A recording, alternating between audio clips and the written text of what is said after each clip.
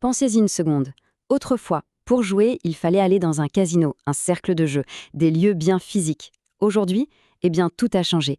Le casino, ce n'est plus un bâtiment en dur, c'est devenu une simple application dans notre poche. Alors la grande question, c'est comment on en est arrivé là? Et surtout, qu'est-ce que ça change pour de vrai?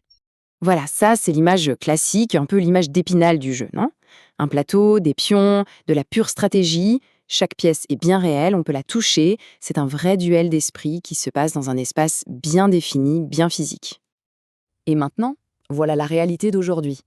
Un contraste saisissant, tout un univers de néons, de dés, de cartes, qui tient mais littéralement dans la paume de la main.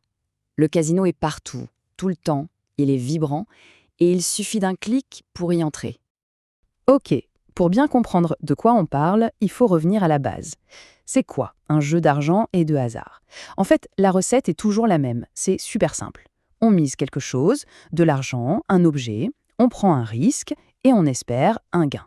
Le tout face à une issue qu'on ne maîtrise pas.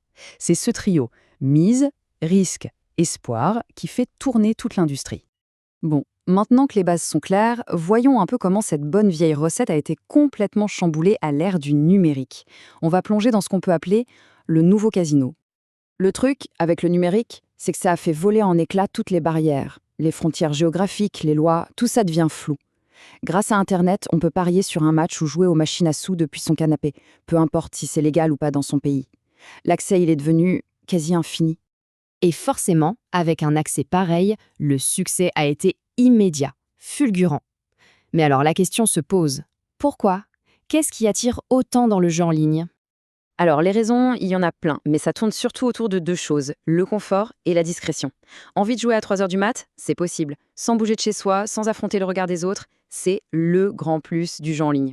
Et en plus, le rythme est beaucoup, beaucoup plus rapide, ce qui veut dire beaucoup plus d'occasions de jouer.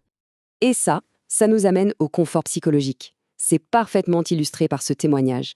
Un joueur expliquait que, en ligne, il évite l'étiquette de joueur à problème.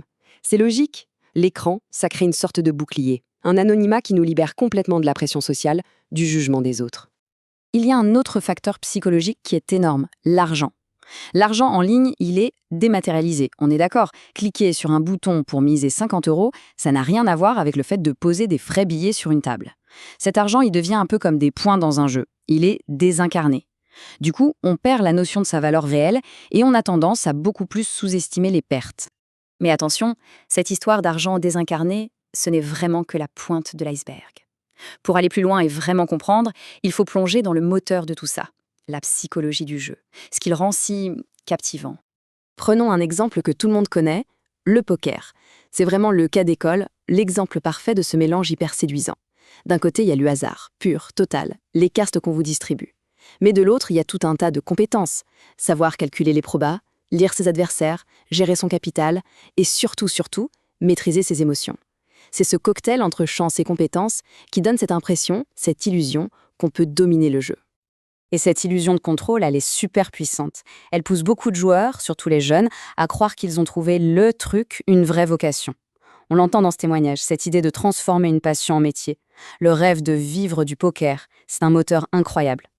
Et tout ça, c'est amplifié par un phénomène de fond qu'on appelle la convergence. C'est simple. Les jeux d'argent piquent les codes du jeu vidéo pour nous rendre accros, et à l'inverse, les jeux vidéo intègrent des éléments de hasard payants, vous savez, les fameuses loot box.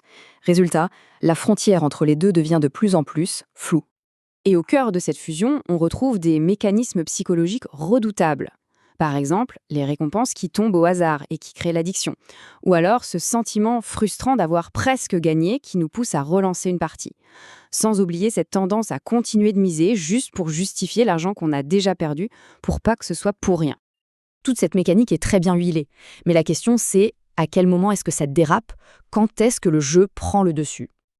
Et là, les chiffres sont sans appel. Toutes les études vont dans le même sens. Le risque de développer un problème avec le jeu est 3 à 5 fois plus élevé quand on joue en ligne. 3 à 5 fois, c'est la preuve, s'il en fallait une, que l'environnement numérique lui-même est un facteur de risque majeur. Et ce problème, il a un vrai nom clinique, le trouble du jeu de hasard, ou gambling disorder. Attention, on ne parle pas d'un simple vice ou d'une mauvaise habitude. C'est une pathologie, une maladie reconnue qui se caractérise par une perte totale de contrôle et qui a des conséquences très lourdes sur la vie de la personne.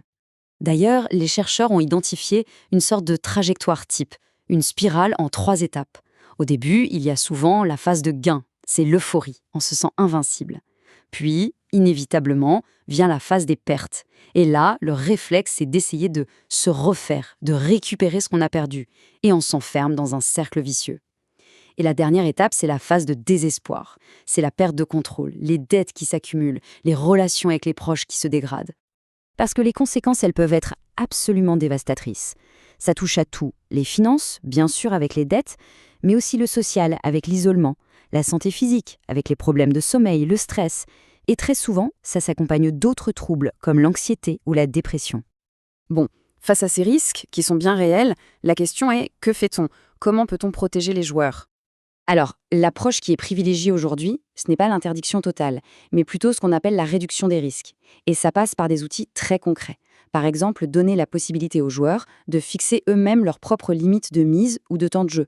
Ou encore de pouvoir s'auto-l'exclure des sites et de recevoir des messages d'alerte automatiques si leur comportement de jeu devient inquiétant. Et bien sûr, pour les plus jeunes, la grande clé, c'est la prévention. Il est essentiel d'intervenir en milieu scolaire, d'éduquer sur la réalité des jeux d'argent, sur les mécanismes psychologiques qu'on vient de voir. Le but, c'est de leur donner les outils pour développer un esprit critique et pour ne pas tomber dans le piège de l'argent facile. Tout ça nous amène à une dernière question, une question de fond. Maintenant que les frontières entre le jeu vidéo et le jeu d'argent sont en train de disparaître, est-ce qu'on est vraiment prêt, collectivement, à faire face à toutes les conséquences ? C'est une immense question et la réflexion ne fait que commencer.